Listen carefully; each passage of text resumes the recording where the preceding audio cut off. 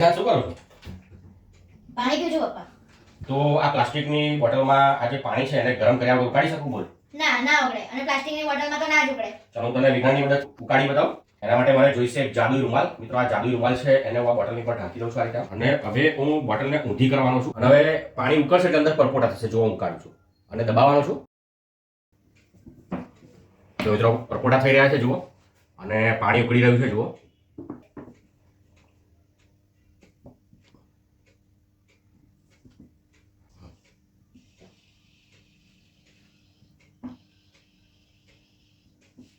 પપ્પા આ કેવી રીતે ઉકળે છે? તો સવાલ એ છે કે શું પાણી ખરેખર ઉકળે છે કે નથી ઉકળતું? મિત્રો પાણી ઉકળતું નથી.